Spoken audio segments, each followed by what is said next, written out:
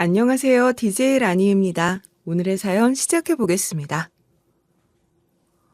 어떤 기억은 너무 오래돼서 흐릿해지지만 반대로 너무 깊게 박혀서 시간이 지나도 전혀 희미해지지 않는 기억도 있어요. 그리고 그런 기억은 종종 우리 삶의 방향을 완전히 바꿔놓곤 하죠. 여러분은 혹시 아무도 말해주지 않는 진실을 단서 하나로 거슬러 올라가 본 적 있으신가요? 오래전에 끝났다고 여겼던 한 장의 사진, 서랍 속 봉투, 혹은 우연히 마주친 누군가의 말 한마디가 전혀 예상치 못한 이야기의 시작이 될 수도 있다는 걸 상상해 보신 적 있나요?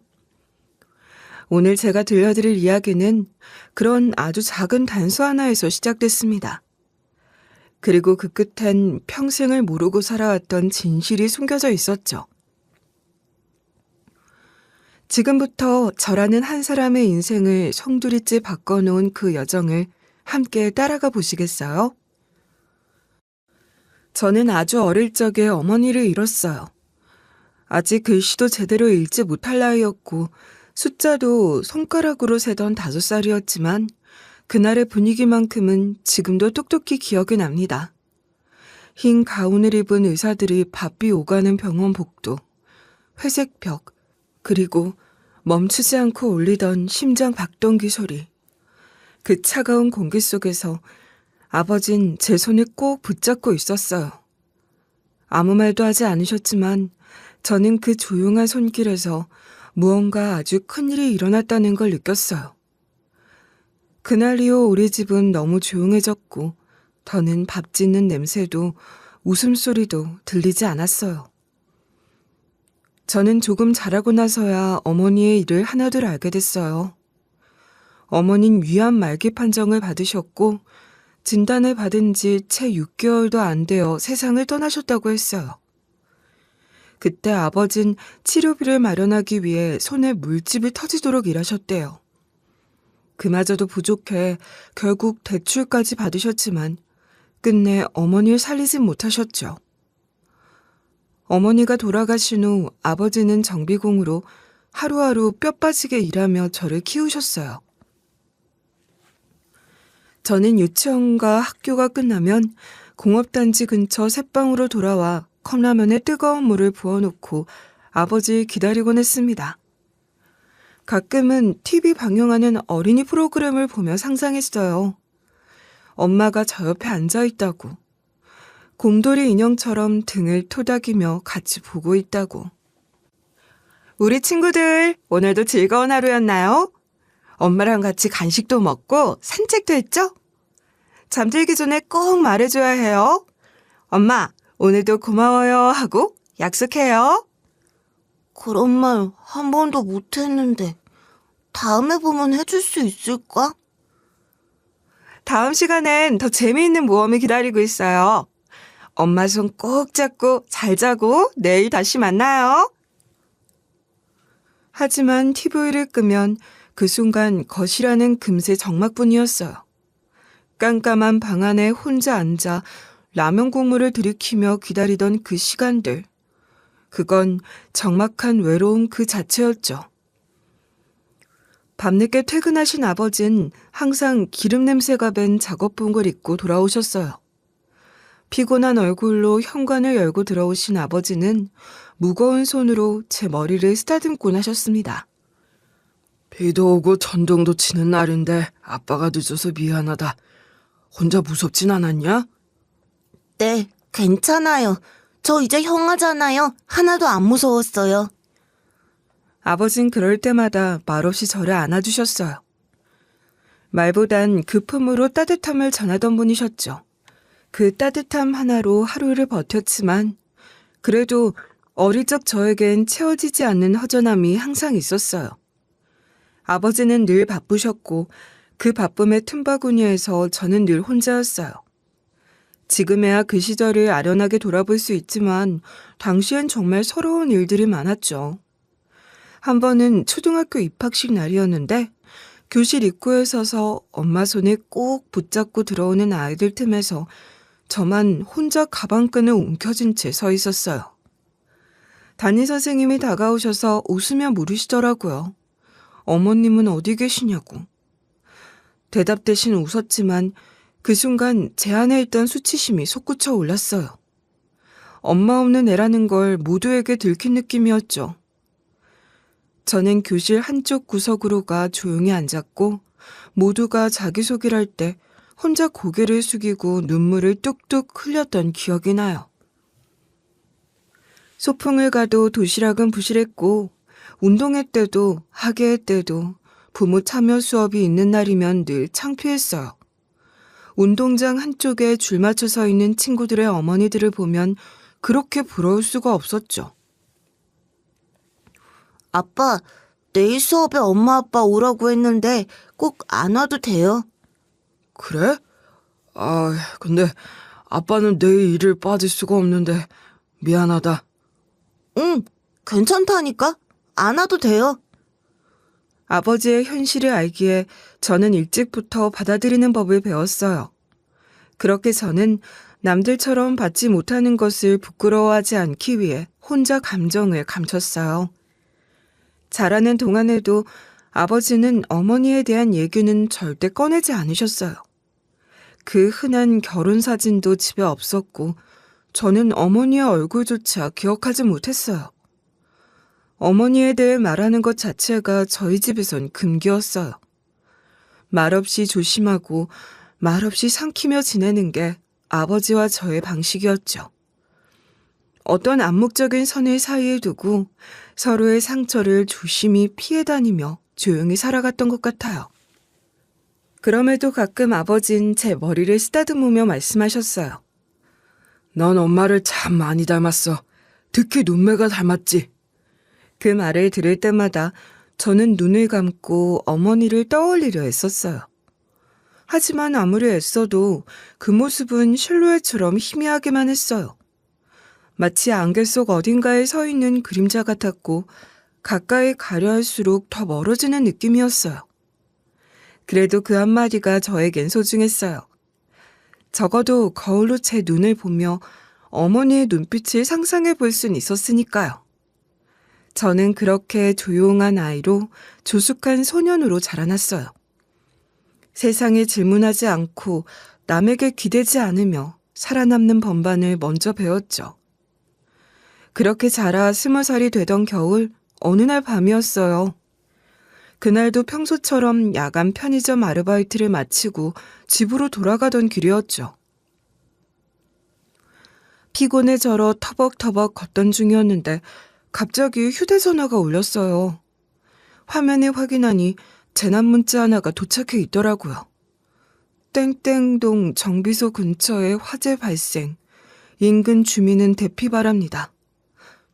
순간 가슴이 철렁 내려앉았고 숨이 턱 막히는 느낌이 들었어요. 그 위치, 그 이름, 그건 바로 저희 아버지의 정비소였거든요. 저는 정신없이 택시를 잡아탔어요. 도로는 이미 통제되기 시작했고 한참 전방에서부터 사이렌 소리가 밤공기를 찢고 있었어요. 도착했을 땐 이미 건물 전체가 불길에 휩싸여 있었고 정비소 간판은 시뻘건 연기 속에 그림자처럼만 보였어요. 하늘을 붉게 물들이며 타오르는 불, 연기 속을 뚫고 나오는 소방대원들의 고함, 그리고 한켠에 세워진 통제선. 저는 그 통제선을 보자마자 정신없이 뛰어들려고 했죠. 들어가시면 안 됩니다. 안에 저희 아버지가 계세요. 저희 아버지가 있다고요. 제발, 제 아버지 좀 찾아주세요. 안 됩니다. 지금 진입은 위험해요. 인명은 구조됐습니다. 잠시만 진정하세요. 구조됐다고요? 정말입니까? 정말 살아계신 거예요? 맞습니다. 조금 전 구조됐고 지금 응급차로 이송 중이에요. 가벼운 타박상 정도였고 나머지 상태는 양호하셨으니 괜찮으실 겁니다.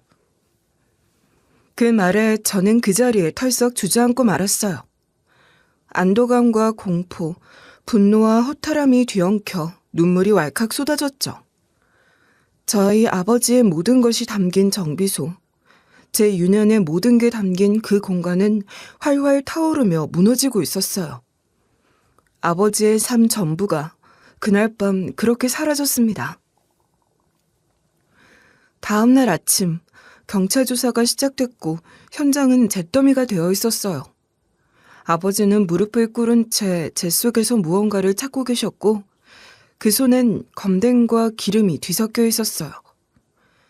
저는 다가가 말을 걸었지만 아버진 고개조차 들지 않으셨어요. 아버지, 다친 데는 없어요? 괜찮으세요? 괜찮다. 다 버린 거 보려고 뭐하러 왔냐? 어떻게 된 일이에요? 어떻게 이런 일이 일어날 수가 있어요? 여기가 어떤 곳인데? 여기에 아버지 평생이 녹아있는데. 그만해라. 어차피 끝난 일이다. 예전 같았으면 당장 기계부품이라도 던졌을 텐데 그날의 아버지는 너무 조용했어요. 아무리 불타버린 공구들 사이를 뒤져도 무언가 되돌릴 수 없다는 걸 아시는 듯 그저 한참을 멍하니 보고만 계시더라고요. 경찰 조사 결과는 방화로 추정되나 용의자는 특정되지 않음. 그게 전부였어요. 워낙 시골이라 CCTV도 거의 없었고 인명피해가 없다 보니 수사도 미적지근하게 진행됐어요. 아버진 별다른 말 없이 조사 과정을 지켜보다가 고개만 끄덕이셨어요. 며칠 뒤였어요. 동네 사람들이 하나둘 아버지를 피하기 시작했어요. 마치 누군가가 이 일을 저질렀을지도 모른다는 암묵적인 불신이 동네를 돌았고 그건 결국 아버지에게로 화살이 향했죠. 어떤 날은 마트에서 마주친 이웃이 대놓고 수군대기도 했어요. 하필이면 그 정비수만 불이 났대. 보험도 들었다더만. 그러게 말이야. 요즘엔 자기 가게 자기가 태우는 경우도 많다잖아. 보험비 타내려고 그런 거 아니야? 가능성이 없진 않지. 돈도 안 되고 힘들고 그러니 팔지도 못하고 그냥 저런 식으로 처리해버리려는 거 아니냐고. 그런 모욕적인 말들을 듣고도 아버지는 말이 없었어요. 화내지도 반박하지도 않으셨어요. 대신 동네 외곽 쪽에 있는 작은 창고 하나를 빌려 간이공구 몇 개만 놓고 사부작 일을 시작하셨어요. 하지만 일보단 멍하니 앉아 계신 시간이 훨씬 많았어요. 손은 움직이지만 눈빛은 완전히 죽어 있었고 그 자리에 존재만 하고 있는 느낌이었죠. 그런 아버지를 보는 제 마음은 착잡하기만 했습니다. 그 지역에서 새 출발을 하기는 쉽지 않았어요. 여러 가지로 부딪힘이 많았죠. 저는 그 무너진 일상 속에서 어떻게든 뭔가를 다시 세워야 한다는 생각뿐이었어요. 아버진 이미 모든 걸 내려놓은 듯 했고 그 자리에 멈춰버린 아버지를 대신해 저는 계속 움직였어요. 결국 저희는 집도 정리하고 다른 곳으로 이사를 하게 됐어요. 아버지는 한 정비소에 취직하셨고 저는 다니던 학원을 그만두고 대리운전 아르바이트를 늘려가며 생활비를 벌었어요. 그렇게 몇 달이 흘렀고 겨울이 지나 봄이 막 시작될 무렵이었습니다. 그 무렵 아버지가 쓰러지셨어요. 그날도 대리운전을 마치고 새벽에 귀가하는 길이었습니다. 문을 열었을 때 아버지가 식탁에 앉은 채 고개를 떨구고 있었어요. 처음엔 주무시는 줄 알았는데 자세히 보니 몸이 이상하게 기울어 있었어요. 달려가 이름을 불렀고 손을 잡았는데 차가웠어요. 아버지! 정신 좀 차려요! 아버지! 급하게 119를 부르고 구급차가 도착했을 땐 이미 의식을 잃은 상태였어요. 병원에선 급성 심근경색이라고 했고 이전에도 2번 쓰러졌던 흔적이 있다고 하더라고요. 이전에도 증상이 있었을 텐데요. 혹시 가슴 통증이나 호흡곤란 같은 걸 말씀하신 적은 없으셨나요? 아니요, 그런 말은 한 번도 없었어요. 아버지는 중환자실에 계셨고 저는 병원 의자에 앉아 밤을 꼬박 새웠어요. 사흘이 지나고 아버지는 끝내 깨어나지 못했어요. 그렇게 조용히 아무런 말도 없이 떠나셨어요. 다시는 깨어날 수 없는 잠에 드신 겁니다. 장례식은 조용했어요. 저희는 친척도 없었던 터라 조문객은 아버지와 일하던 정비소 동료 몇 명이 전부였어요. 저는 상복을 입고 내내 멍한 눈으로 앉아있을 따름이었습니다. 아버지는 일생을 참 고독하게 사신 분이셨어요. 늘 일에만 매달려 사셨고 사람들과의 관계는 얕고 적었죠. 마지막 순간도 아버지답게 참 조용했어요. 장례를 마친 뒤 며칠이 지나고서야 저는 비로소 아버지의 유품을 하나하나 정리할 마음을 먹게 됐어요. 집안 곳곳은 아직도 아버지의 흔적이 고스란히 남아있었고 손에 닿는 모든 물건들이 추억을 건드리듯 묘하게 저를 붙잡았죠. 어쩌면 그 시간을 조금 더 붙들고 싶어서, 아니면 그 마지막 흔적 속에서 아버지와의 단절을 피하고 싶어서 그랬는지도 몰라요. 낡은 책장, 묵은 공구함, 오래된 안경집까지 하나씩 살펴보던 중 저는 아버지 장롱 깊숙한 서랍에서 봉투 하나를 발견했어요. 그 안엔 생각지도 못한 것들이 들어있었죠. 누렇게 바른 서류 한 장, 그 위엔 허성란이라는 이름과 함께 주소가 적혀 있었고 옆에는 오래된 사진 한 장이 끼워져 있었어요. 사진 속엔 단발머리를 한 여성이 조용히 웃고 있었어요. 카메라를 바라보는 시선이 낯설지 않았고 그 표정이 이상하게 마음 한구석을 간지렸어요. 저는 그걸 들고 한참을 서 있었어요. 아버진 평생 어머니 사진은 없다고 하셨죠. 그 흔한 결혼 사진 하나, 가족 사진 하나 없이 살아오셨고 저는 그것이 당연한 줄로만 알았어요. 그런데 어쩌면 이 사진 속 이 사람이 어머니였을지도 모른다는 생각이 스쳤어요. 증거는 없었지만 직감이 강하게 끌어당기고 있었어요. 더구나 아버지 말씀대로 저와 눈이 참 많이 닮아 있더라고요. 울컥하고 눈물이 치솟았어요. 마음속에서 여러 감정이 부딪히고 섞여 터져 나오더군요. 저는 봉투를 꼭 쥔 채 방 안에 서성였고 사진과 서류를 몇 번이고 들여다보며 주소를 외우듯 바라봤어요. 그리고 마침내 문서에 적힌 그 주소로 직접 찾아가 보기로 결심했어요. 종이에 적힌 주소를 따라 버스를 갈아타고 또 갈아타며 도착한 곳은 예상 밖의 장소였어요. 한적한 시골의 작은 산. 묘지 몇 개가 듬성듬성 있는 외진 곳이었죠.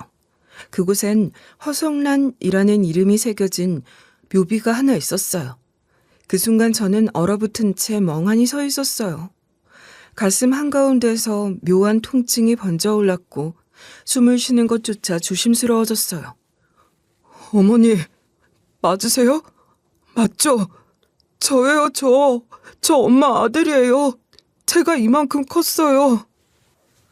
묘비 앞에 무릎을 꿇고 한참을 있었어요. 아무 말 없이 눈물만 흐르도록 내버려뒀어요. 그토록 궁금했고 그토록 보고 싶었던 얼굴이 사진 한 장과 묘비 하나로만 남아있었다는 사실이 믿기지 않을 만큼 서글펐습니다. 아무런 확증도 설명도 없었지만 저는 그 자리에서 제 어머니의 숨결을 느꼈고 그렇게 한참을 그 자리에 앉아있다 해가 기울 무렵에서야 겨우 일어나 돌아왔습니다. 무언가 아주 오래 비어있던 조각 하나가 들어와 제 마음속에서 맞춰진 느낌이었어요. 그리고 몇 달 뒤 저는 제가 일하던 대리운전 사장님의 소개로 한 중소기업 회장의 전속 운전기사 자리에 지원하게 됐어요. 평소 성실하게 일했던 절 좋게 봐주신 덕분이었죠. 회사 규모는 크진 않았지만 업계에선 나름대로 이름이 잘 알려진 자동차 부품 제조업체였고 회장의 이동을 전담하는 업무는 저 같은 사람에겐 참 고마운 일이었어요. 근무는 생각보다 단순했어요. 일정은 정해져 있었고 급여는 대리운전 시절에 비하면 훨씬 안정적이었죠. 무엇보다 밤샘 운전이나 불규칙한 스케줄이 없다는 점에서 심리적으로 큰 안정이 됐어요. 회장은 무뚝뚝한 분이셨어요. 말이 많지 않았고 불필요한 질문을 꺼리는 타입이었죠. 제가 처음 출근했을 때도 인사는 단 한마디였어요. 운전만 편하게 잘하면 됩니다. 딴 건 필요 없어요. 괜한 의전 생각 말고 운전에만 힘써줘요. 알겠습니다. 최선을 다하겠습니다. 회장은 하루에도 몇 번씩 회의에 참석하거나 외부 미팅을 다녀오셨고, 그때마다 저는 조용히 차를 몰고 대기하고 다시 모셔다 드리는 일이 반복됐어요. 회장은 종종 뒷좌석에서 사진을 꺼내 오랫동안 쳐다보곤 했어요. 아내분이 돌아가셨다는 얘기를 들었던 터라 아마 그분을 보시는 게 아닐까 짐작만 해볼 뿐이었죠. 그러던 어느 날이었습니다. 몇 달간 함께 일하며 서로에 대한 신뢰가 조금씩 쌓여가던 무렵이었고, 회장은 조용한 어조로 저를 불렀어요. 오늘은 내 아내의 기일이야. 성묘를 가야 하는데 혹시 함께 가줄 수 있겠나? 공식 일정은 아니지만 자네가 동행해주면 좋겠는데. 네, 물론입니다, 회장님. 주소를 알려주시면 모시겠습니다. 회장은 말없이 종이 한 장을 저에게 건넸어요. 그 안엔 묘비 주소가 적혀 있었고, 저는 습관처럼 그걸 확인하려다 손이 덜덜 떨리는 걸 느꼈어요. 그 주소는 바로 어머니가 묻혀 계신 그곳이었거든요. 몇 개 되지 않는 묘소가 모여있던 작은 산, 바로 거기였어요. 여긴 왜 그러나? 아니요. 실은 여긴 저희 어머니 묘소인데요. 정말 우연이네요. 거기엔 묘소가 몇 개 없는데 같은 곳에 계시다니. 뭐라고? 자네 어머니가? 설마. 그 말을 들은 회장은 순간 눈을 크게 뜨더니 한 발자국도 움직이지 못한 채 그대로 주저앉듯 바닥에 쓰러졌어요. 회장님! 정신 차리세요! 저 좀 보세요! 저는 급히 119에 전화를 걸었고 회장은 구급차로 병원에 이송되었어요. 병원에선 과호흡과 저혈당으로 인한 실신이라며 안정을 취해야 한다고 하더군요. 너무 당황스럽기도 하고 죽음의 죄책감도 올라왔어요. 제가 뭔가 건드린 건 아닐까? 혹시 회장님이 제 말을 듣고 너무 큰 충격을 받으신 건 아닐까? 머릿속이 복잡했죠. 제가 한 말이라곤 고작 어머니 산수얘기뿐이긴 했지만요. 다행히 몇 시간 후 회장은 의식을 되찾았고 병실로 저를 불렀어요. 침대 머리맡에 앉은 회장은 창밖을 한참 바라보다가 천천히 입을 열었어요. 자네 어머니에 대해서 조금 물어봐도 되겠나? 네, 그런데 저도 아는 게 많진 않아요. 어릴 적 어머니가 위암으로 돌아가셨고 아버지 혼자 저를 키우셨어요. 어머니에 대해선 거의 들은 게 없어요. 사진도 이름도 묘지도 최근에야 우연히 알게 된 겁니다. 회장은 제 말을 조용히 들은 후 아주 깊은 한숨을 내쉬었어요. 그리고 아주 조심스러운 어투로 이야기를 시작하셨어요. 내 이야기를 들어주겠나? 네, 물론입니다. 내 아내는 사실 나와 결혼하기 전 다른 사람과의 사이에서 아이를 하나 낳았네. 순간 병실 안의 공기가 얼어붙은 것 같았어요. 저는 그 말을 이해하기까지 잠시 시간이 필요했어요. 당시 내 아내는 형편이 좋지 않았고 아이를 제대로 키울 수 없는 상황이었지. 결국 그 아이는 입양을 보내야 했고 나와 결혼한 후에도 내 아내는 평생을 그 아이를 그리워하며 살았네.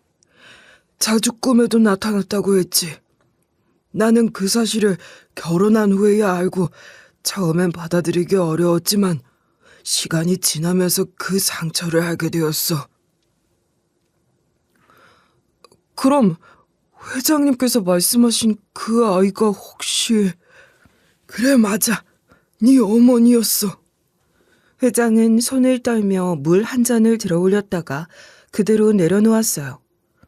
말을 이어가는 그가 너무나 힘들어 보여서 저는 입술을 깨물며 고개만 끄덕였어요. 내 아내는 잃은 딸, 그러니까 자네 어머니를 찾기 위해 정말 많은 사람을 동원했네. 난 처음에 반대했지. 하지만 결국 아내의 간절함에 마음이 움직였고 뒤늦게 찾았을 땐 이미 자네 어머니는 세상을 떠난 뒤였어. 회장은 눈을 감고 잠시 말을 멈췄어요. 눈꺼풀 아래에서 떨리는 눈동자가 보였고 숨을 내쉴 때마다 복부가 천천히 떨렸어요.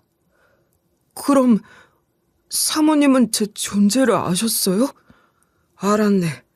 그 아이가 남긴 기록 속에 딸에게 자식이 하나 있다는 걸 알게 되었지. 내 아내는 그 핏줄만이라도 꼭 한번 보고 싶다고 했네. 손주라도 꼭 안아보고 싶다고. 그런데 내가 막았지.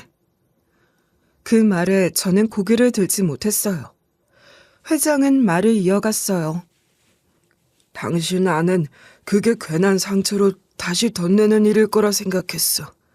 모른 채 잘 살고 있다면 그냥 있는 그대로 살게 두는 게 맞다고 생각했지. 하지만 내 판단은 틀렸네. 내 아내는 그 결정을 받아들이지 못했어. 하루하루 시들어갔고 어느 날부터 열이 나기 시작했지.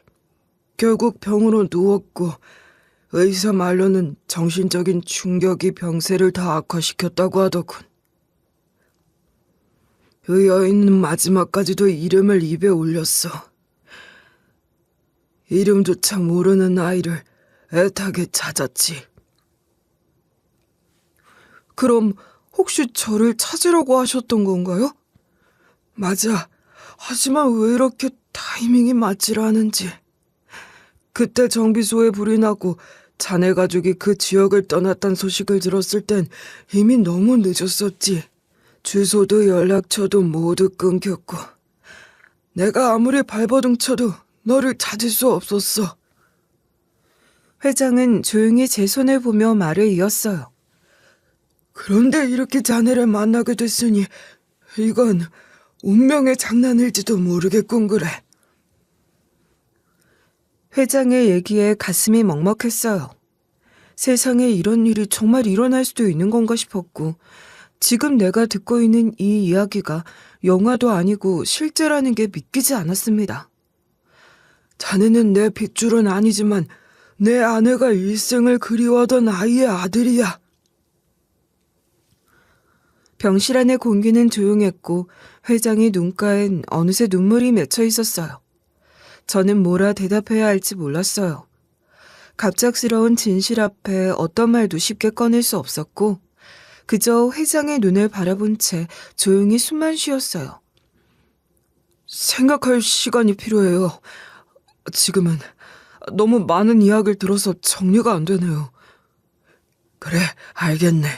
부담 주고 싶은 건 아니야. 그저 네 어머니가 나한테는 아주 소중한 사람이었다는 걸 기억해 주길 바라네. 그리고 미안하네. 그날 저는 병원을 나와 한참을 걷고 또 걸었어요. 정신은 멍했고 심장은 두근대기만 했어요. 눈앞에 펼쳐지는 세상이 익숙하면서도 낯설었어요. 마치 평생 알고 지낸 가족의 과거가 전혀 다른 이야기로 바뀐 것처럼 모든 게 뒤틀린 기분이었죠. 그날 저는 끝내 대답을 내리지 못했어요. 그저 마음속에 조용히 묻어두기로 했습니다. 당장 대답하지 않더라도 언젠가 마음이 움직일 때 그때 다시 길을 내보자고 스스로에게 약속했어요.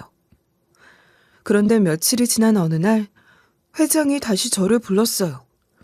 평소와는 다르게 목소리가 많이 가라앉아 있었고 뭔가 무거운 분위기가 느껴졌어요. 회장은 긴 말 없이 서재로 저를 데려갔고 그곳에서 문을 잠갔어요. 문이 닫히는 순간부터 제 심장은 이상하게도 빠르게 뛰기 시작했어요. 본능적으로 뭔가 좋지 않은 이야기를 듣게 될 거라는 걸 느꼈던 것 같아요.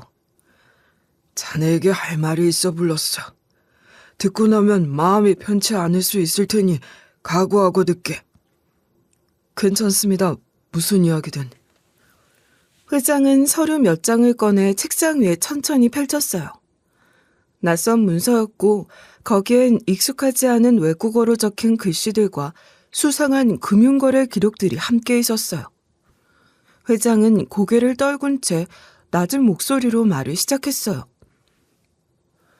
며칠 전부터 뭔가 이상하다고 느꼈네. 내 손자가 내 재산 중 일부에 손을 대는 적이 있었거든. 처음엔 단순한 실수라 생각했지만 조사해보니 그게 아니었지. 그러다 이런 걸 발견했어. 과거 내 손자가 사설 정보업체를 고용한 기록. 조사 대상자는 자네였어. 그 말을 들은 순간 숨이 턱 막히는 것 같았어요. 저는 이 회사의 대리운전 사장님의 소개로 들어왔을 뿐이고 회장과는 그저 업무상 만남을 이어가던 중이었는데 도대체 왜? 처음엔 나도 의아했어. 자네 존재를 내가 누구에게도 말한 적이 없었으니까. 그런데 아마 그놈이 무언가를 눈치챈 거겠지. 죽은 내 아내가 자네를 찾으려고 했다는 사실, 그리고 나 또한 그걸 도왔다는 걸. 그리고 그게 자기 입장에서 어떤 의미를 갖는지를 계산했던 거야. 그럼 그 뒷조사는 단순한 정보 파악이 아니었던 건가요? 그게 문제가 아니야. 정비소 화재 말이야. 그 단어가 나오자 저는 숨을 삼켰습니다. 아버지가 평생을 바쳐 일하던 정비소. 제 유년의 절반이 담긴 그 공간이 하루아침에 화재로 사라졌던 그날이 떠올랐어요. 화재 발생 한 달 전 내 손자가 외국인 계좌로 수상한 금액을 송금한 기록이 있었어.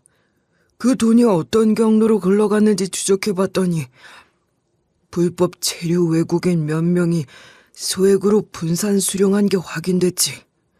그리고 그중 한 명이 자네 아버지 정비소 근처에 목격됐다는 정보까지 확인됐어. 그 말은 설마...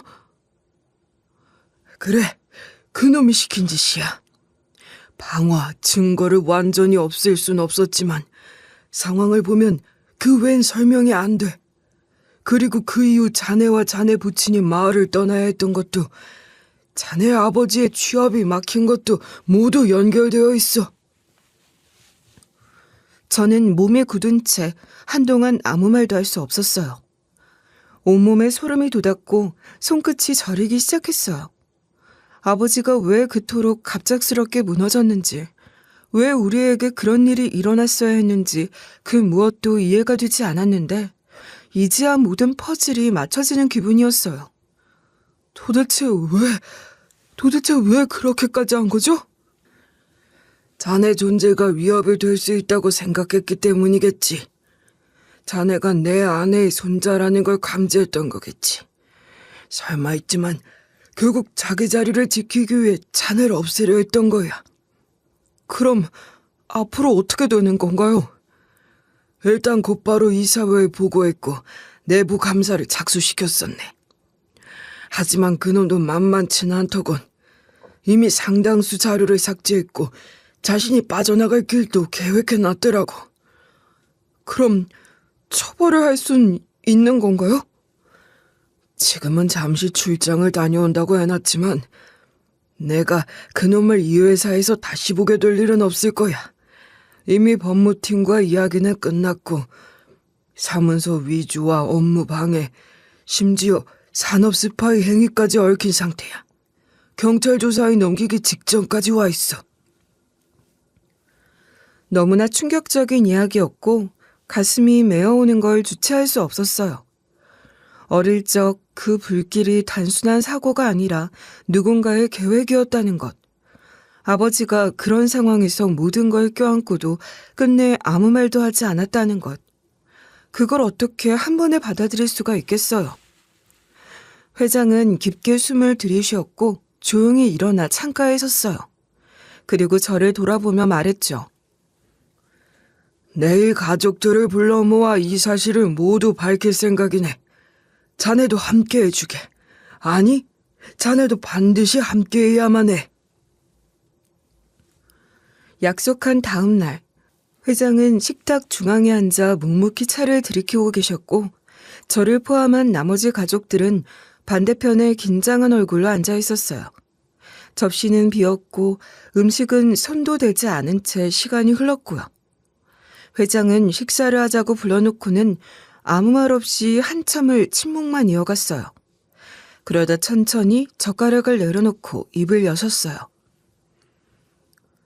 내가 오늘 너희를 부른 이유는 유산 문제를 정리하기 위해서다. 순간 분위기가 무겁게 가라앉았어요.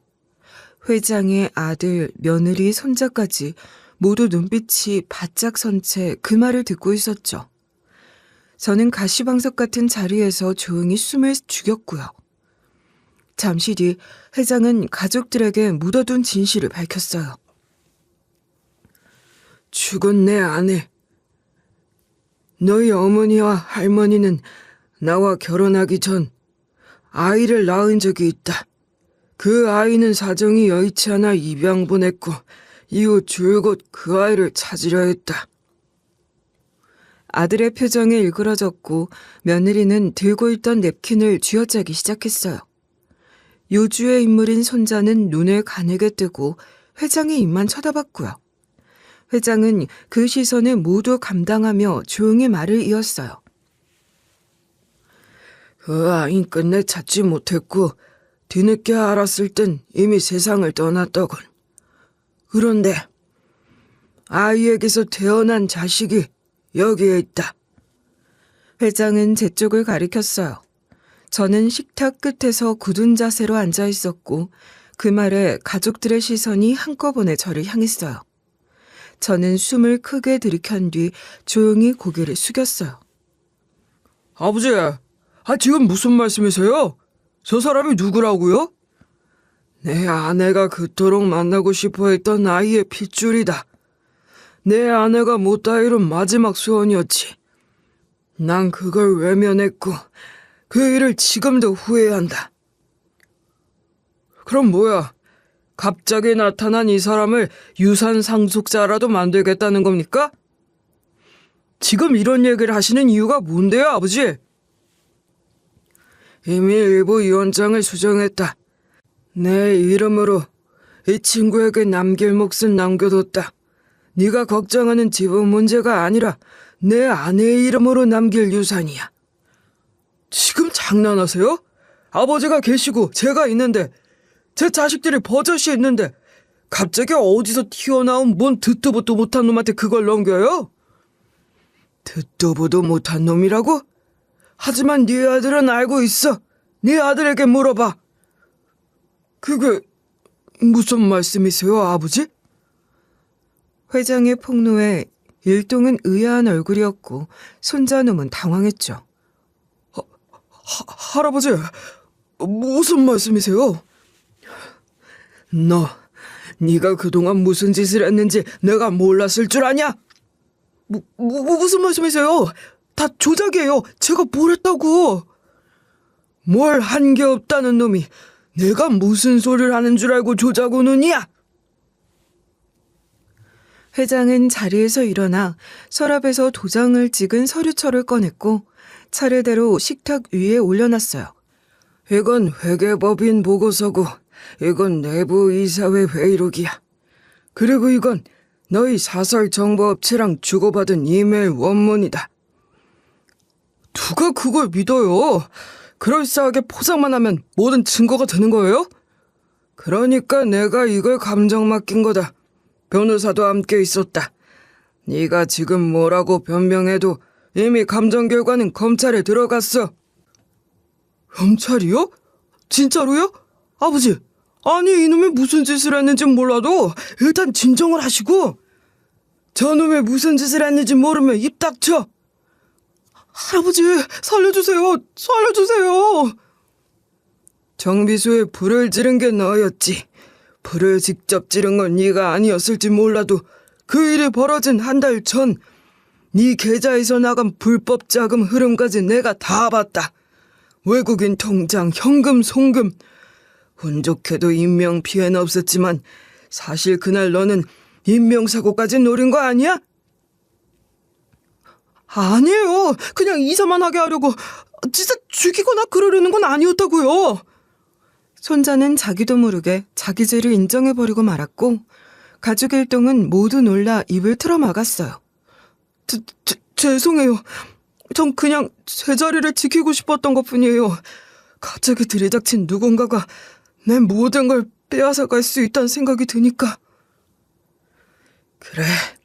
그래서 너는 그 생각만으로 사람 하나의 인생을 불살랐구나. 그 말에 손자는 말없이 입을 다물었어요. 며느리는 고개를 숙인 채 흐느끼고 있었고 회장의 아들은 아무 말도 없이 식탁만 바라보고 있었어요. 회장은 마지막으로 한마디를 남겼어요. 내가 니들에게 좋은 애비, 할애비는 못됐을지 몰라도 난 적어도 너희가 최소한 사람답게 살기를 바랐다. 그런데 이게 네 선택이라면 네 몫으로 남겨줄 건 없다. 그렇게 알아라. 그 말로 식사 자리는 끝이 났고 손자는 끝내 그날 아무 말도 없이 자리를 떴어요. 그리고 며칠 뒤 손자는 검찰로부터 소환장을 받았고 회장의 증언과 서류 증거들이 일괄 제출되며 수사가 본격화됐죠.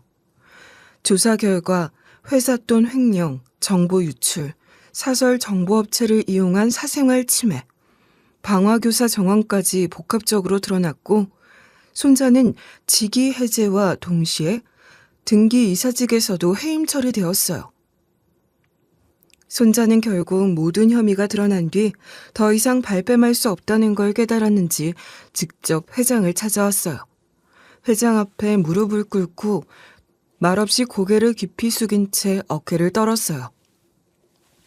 입술을 달싹이며 무언가 말하려 했지만 이미 회장의 눈빛은 싸늘하게 식어 있었죠. 손자는 용서를 구하며 눈물까지 보였지만 회장은 그를 쳐다보지도 않았고 한마디 말도 건네지 않았어요.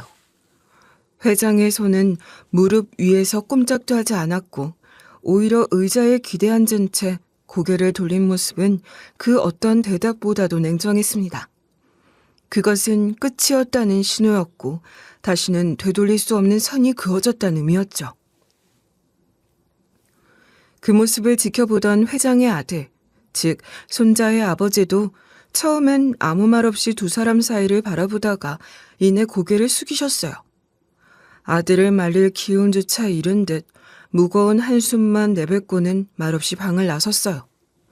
평생 지켜온 가문과 기업, 그리고 아버지와 아들 사이에 있던 최소한의 믿음까지도 완전히 무너져 내린 순간이었어요. 그날 이후 그 가족은 서서히 흩어졌어요. 손자는 검찰 조사를 받기 시작했고 가족 간의 연락도 점점 끊겼다고 들었어요. 회장의 아들은 다시 회사로 돌아오지 않았고 회장 또한 그 누구에게도 그날의 일을 다시 꺼내지 않았어요. 이후 회장은 한동안 사람을 잘 만나지 않으셨어요. 늘 믿고 따르던 손자에게 그렇게 배신당한 충격은 생각보다 깊었던 것 같더군요. 그날의 식사 자리는 모든 걸 바꿔놓았어요. 더는 숨길 것도 속일 것도 없는 상태에서 회장은 모든 진실을 드러냈고 저 역시 그 자리에 서게 되었죠. 그 누구도 상상하지 못했던 진실이 그렇게 정면으로 마주하게 된 거예요. 그리고 그것은 단순한 폭로가 아니라 앞으로 어떤 인연을 맺고 어떻게 살아야 할지에 대한 질문이기도 했어요. 저는 그 질문 앞에서 여전히 고민하고 있었어요. 이 인연을 받아들여야 할지 아니면 선을 그어야 할지. 얼마 뒤 회장님이 절 호출했어요.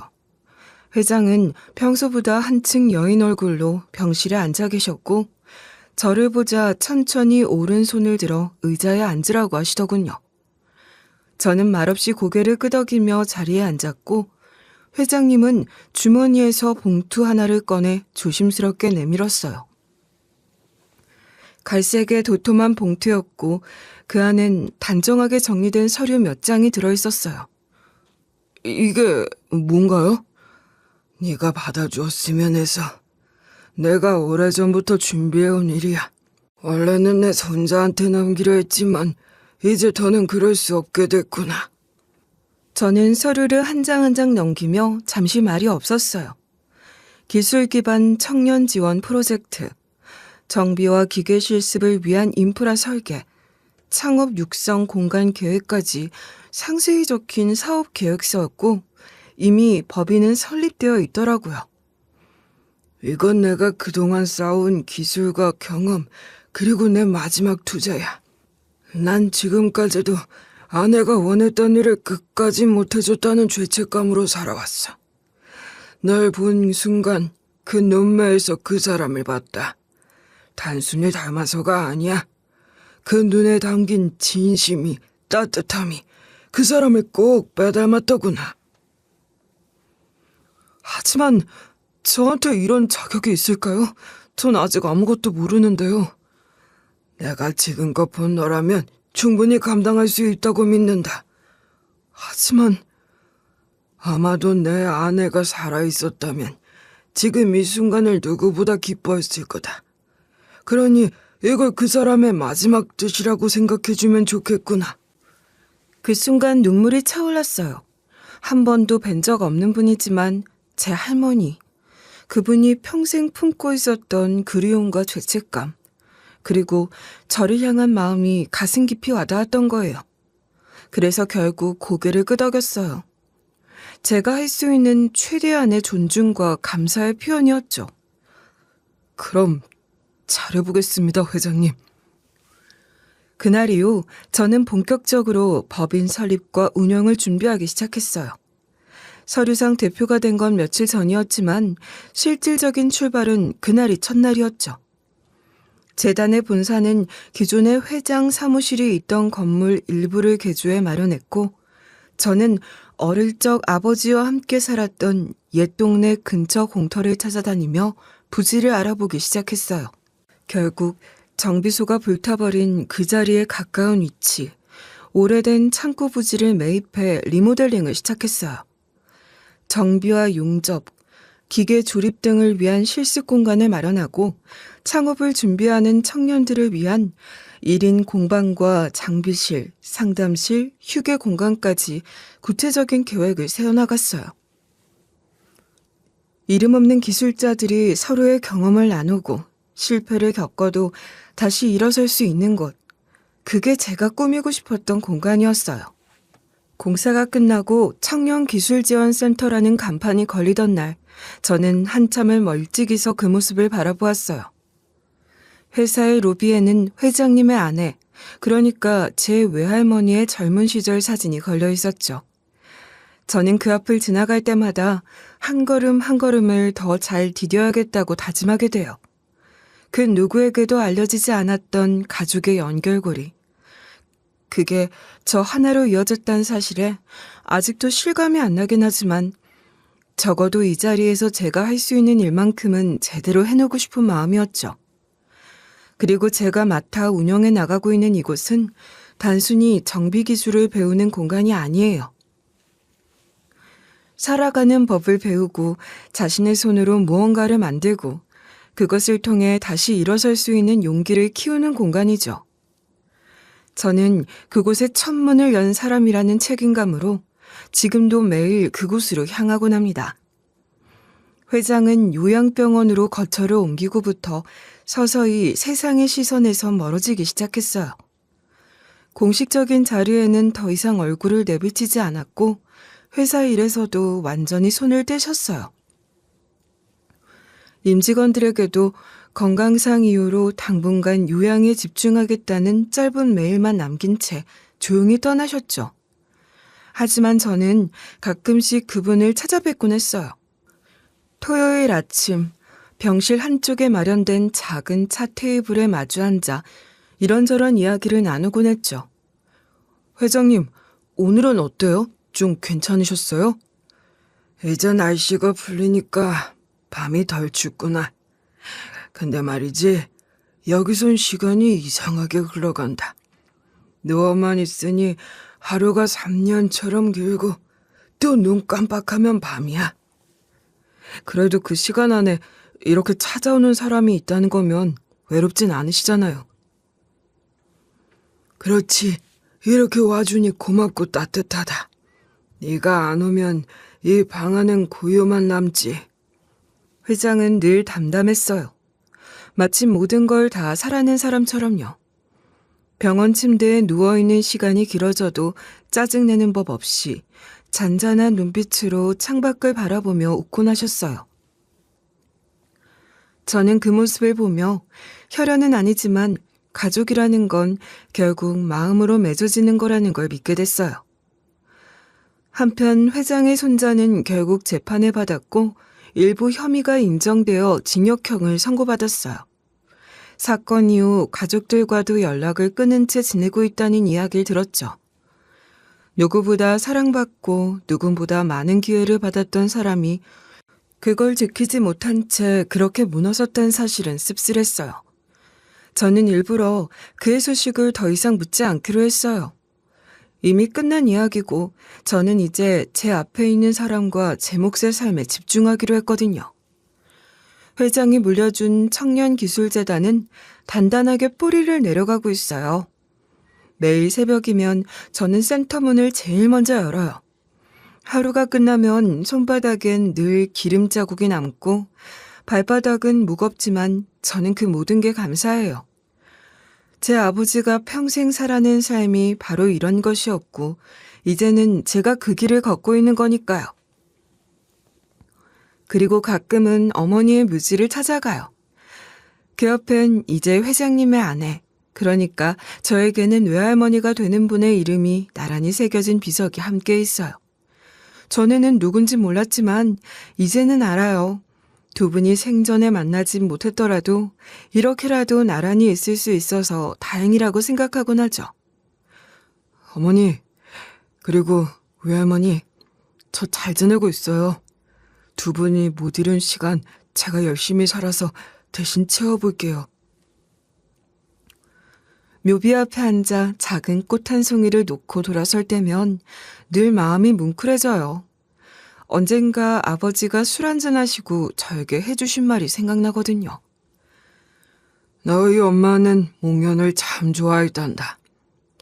활짝 피어있다가 한순간 조용히 져버리는 게 꼭 그 사람 같았지. 그땐 그냥 취중 진단쯤으로 들었는데 이제는 그 말이 너무 뚜렷하게 와닿아요. 저희 센터 앞엔 봄이면 어김없이 목련이 피어요. 하얗고 조용하게. 아주 잠깐 머물다 이내 사라지는 꽃. 그런데도 그 짧은 시간만으로도 사람 마음속에 오래 남는 꽃이죠. 제 어머니도 아마 그런 분이었을 거예요. 짧게 살았지만 누군가의 마음엔 평생 남아있는 존재. 그리고 그 흔적만으로도 누군가는 계속 살아갈 수 있다는 걸 저는 배웠어요. 이제 저는 더 이상 어머니가 계시지 않다는 사실에 슬퍼하지 않아요. 어머니는 제 마음속에 아주 선명하게 살아계시니까요. 아버지의 작업복 냄새와 손에 굳은 살도, 회장님의 미소도, 그리고 목련꽃의 잔향까지. 이 모든 게 저에게는 가족이고 추억이고 삶의 이유예요. 누군가 저에게 그렇게 묻더군요. 그 일을 다 겪고도 다시 사람을 믿을 수 있었냐고요. 그 말에 저는 대답했습니다. 네, 믿어요. 사람이 준 상처도 결국 사람으로 회복되니까요. 저는 그걸 직접 겪었고 지금도 매일 체험하고 있어요. 언젠가 제가 아닌 누군가도 이 길을 걷게 된다면 저도 회장님처럼 그 사람의 등에 조용히 손을 얹어줄 수 있기를 바랍니다. 그렇기에 우리는 모두 누군가에게 남겨진 따뜻한 흔적이 되어가는 거겠죠. 이제는 확실히 말할 수 있어요. 피로만 이어지는 것이 가족이 아니라 마음으로 맺어지는 인연이야말로 진짜 가족이 될 수 있다는 거려. 제가 살아오며 오랫동안 잊고 지냈던 이름, 어머니. 그리고 그 어머니가 평생 그리워했을 또 다른 이름, 외할머니. 저는 결국 두 사람의 삶을 마음으로 이어받았고 그분들이 이 세상에 남긴 마지막 흔적이 되어 살아가고 있어요. 어느 봄날 목련이 피어가는 걸 바라보며 저는 깨달았어요. 너무 짧아서 더 아름답고 너무 조용해서 더 오래 기억되는 인연도 있다는 걸요. 그리고 그렇게 조용히 피고 진 삶이라도 누군가의 마음 안에선 깊고 단단하게 살아갈 수 있다는 걸요. 저는 더 이상 어머니를 잃은 아이가 아니라 어머니의 삶을 잇는 사람이고 아버지의 땀과 회장님의 믿음을 품은 사람이 되었죠. 그리고 앞으로는 누군가의 희망이 되고 싶다는 생각을 해봅니다. 이 이야기를 들으신 여러분도 혹시 잊힌 이름 하나쯤 가슴속에 품고 계신가요? 그 이름을 오늘 하루 조용히 되새겨 보셨으면 좋겠습니다. 긴 이야기 끝까지 함께 해주셔서 참 고맙습니다.